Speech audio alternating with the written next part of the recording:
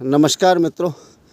इस समय तिब्बत सीमा के आसपास भारत के तिब्बती क्षेत्र जो कि नंदा देवी कुंड की साइड और हीरामणि पर्वत के आसपास जो ग्लेशियर है उस क्षेत्र में हूँ।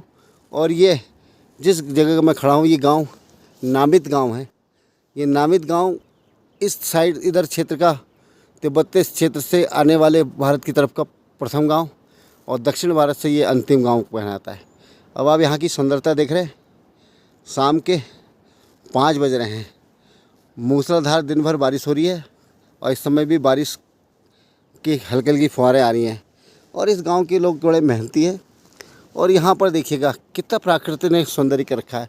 कल हम इसी तरह की जो बुग्वाल आप लोगों ने नाम सुनोगे बुग्वाल करके उस क्षेत्र में जाएंगे, चोटी पे जाएंगे। इस चोटी के उस पार करीबन यहाँ से 10 किलोमीटर दूर होगा। पैदल चोटी पे चढ़ना होगा। और साथ में यहाँ के लोगों की मेहनत का यही परिणाम है कि देखिए ये सब दाल बो रखी है उन लोगों ने। जो यहाँ के क्षेत्र की राजमा विश्व प्रसिद्ध राजमा होती है। क्योंकि जो उत्तराखंड के लोग जानते हैं वो हिमालय की तलहटी की फसलों के बारे में ज़्यादा नॉलेज है उत्तराखंड के लोगों को। यहाँ की राजमा पूरे देश में प्रसिद्ध है। और यहीं का आलू जो मुंह में रखते ही घुल जाता है, क्योंकि यहाँ पर बर्फ़ के टाइमों में पूरा बर्फ़ भर जाती है और वो बर्फ़ जो है यहाँ की खाद बन जाती है। उस खाद से जो पैदा होती है यहाँ आलू वो अपने आप में बड़े स्वादिष्ट होती है। और वो सामने से एक गांव आता है, वो बागेश्वर ज़िले के विधानसभा कपकोट का अंतिम गांव, उसको केमू बोलते हैं। केमू गांव है। और यहाँ पर मेरे साथ यहाँ के एक बाबा जी हैं, हीरा जी बाबा हैं, यहाँ के संत हैं यहाँ के इस गांव के। और उनके पिताश्री जी हैं मेरे पास साथ चल रहे हैं, क्योंकि वो लोग तो हिम ग्लेशियर की तरफ निकल चुके हैं। आज प्रातःकाल मैं कल की तरफ जाऊंगा, लेकिन मेरा संभव मुश्किल है क्योंकि कुछ डिस्क का प्रॉब्लम होने की वजह से मैं वहाँ जा नहीं पाया। और मैं आपको बताना चाहता हूँ मित्रों, हर बार आप लोगों से कहा है जितने भी उत्तराखंड के लोग बाहर गए हैं, देखिए हमारे पहाड़ों में क्या नहीं है। मैं मानता हूँ आपकी मजबूरी है, 2 पैसे की आपको कमाना भी ज़रूरी है, परिवार का पालन पोषण भी करना ज़रूरी है।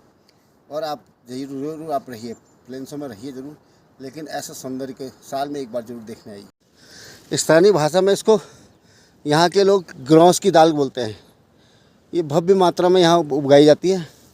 और मुझे नहीं मालूम कि प्लेन्सों में इसको क्या बोलते हैं, ये कौन सी दाल होती है, या सोयाबीन होता है या क्या दाल होती है, इस बारे में मुझे ज़्यादा जानकारी है नहीं। क्योंकि पहाड़ में कम रहने की वजह से मुझे पहाड़ के नामों की थोड़ा सा जानकारी का अभाव है। लेकिन यहाँ के लोग इसे ग्रौस की दाल बोलते हैं। ये हज़ारों कुंटल गरीब से गरीब व्यक्ति भी होगा उसके यहाँ कुंटलों के हिसाब से दाल पैदा की जाती है। क्योंकि ये उपजाऊ ज़मीन है, हिमालय की तलहटी में बसा हुआ यहाँ की मिट्टी बड़ी उपजाऊ है।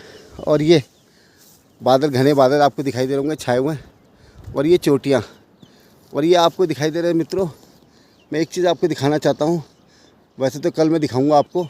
ये इस टाइप के ये मनमोहक दृश्य, बहुत ही सुंदर दृश्य। ये बादल छाए हुए हैं, कहीं कहीं पहाड़ है, ये गर्जना बादलों की गर्जना है। हमारे कई मित्र हीरामणि पर्वत ग्लेशियर की तरफ निकल चुके हैं। क्योंकि मेरे थोड़ा कमर की दिक्कत हो रही थी तो मैंने अपने को यहाँ पर विश्राम करना ज़्यादा उचित समझा। क्योंकि कहा भी गया है जान है तो जहान है। मित्रों को पता नहीं होगा, ये देखिए बीन, ये दिखाई दे रहा होगा आप लोगों को मित्रों। ये नामित गांव के लोग इस टाइप की खेती करते हैं। ये राजमा है, लोग कच्चे पर इसकी सब्ज़ी भी खाते हैं। और यहाँ पर बड़ी पैदावार होती है इसकी राजमा।